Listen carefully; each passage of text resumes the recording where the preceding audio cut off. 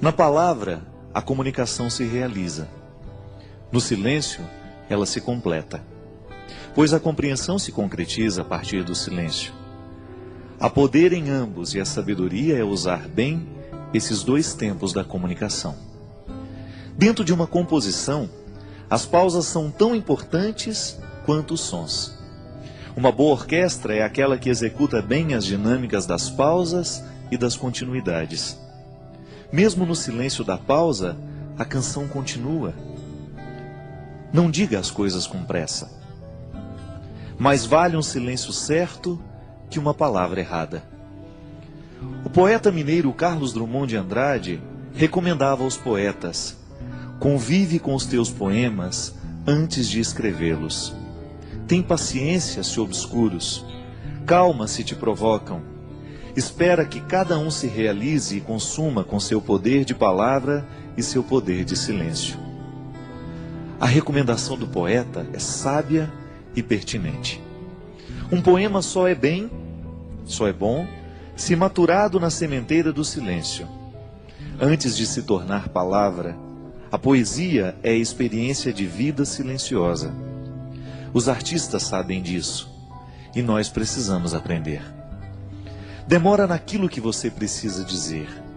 Livre-se da pressa de querer dar ordens ao mundo. É mais fácil a gente se arrepender de uma palavra dita do que de um silêncio. Palavra errada na hora errada pode se transformar em ferida naquele que ouviu, também naquele que disse. Há muitos momentos da vida em que o silêncio é a resposta mais sábia que nós podemos dar a alguém. Na pressa de falar, corremos o risco de dizer o que não queremos. E diante de tudo o que foi dito, nem sempre temos a possibilidade de consertar o erro. Palavras erradas costumam machucar para o resto da vida.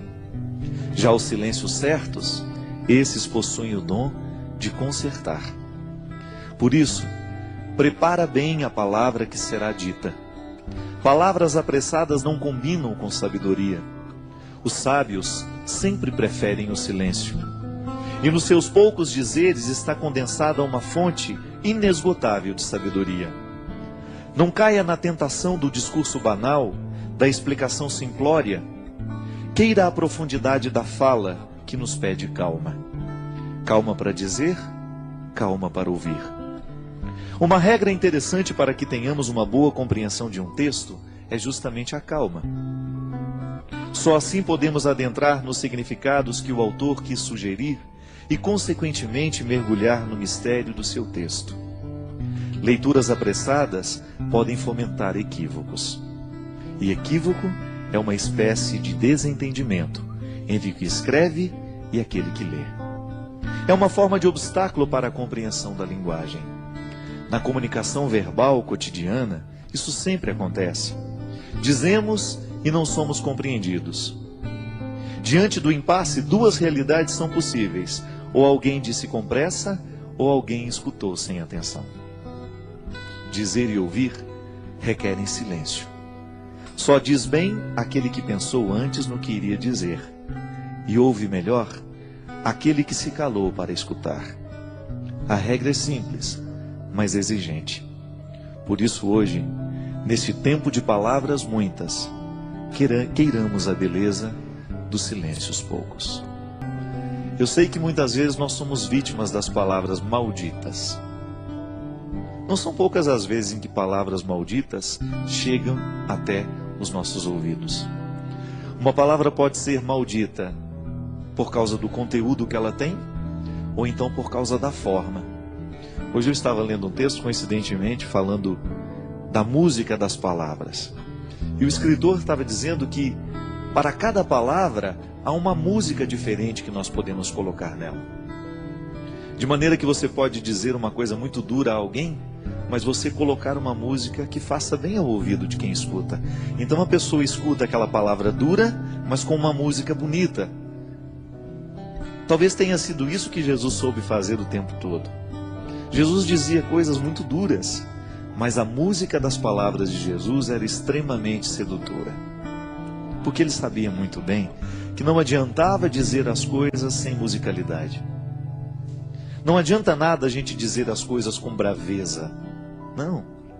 A gente será muito mais bem entendido se a gente buscar uma música suave para colocar a palavra dura.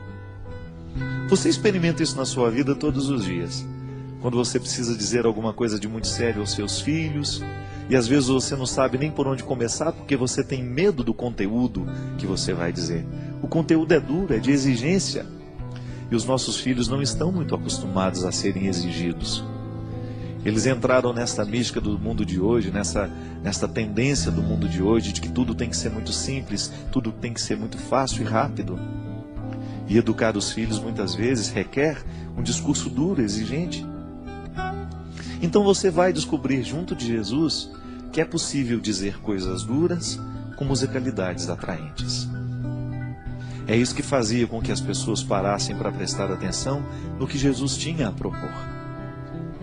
O reino de Deus que Jesus propunha não era coisa fácil, não era coisa simples. Dá trabalho construir o reino.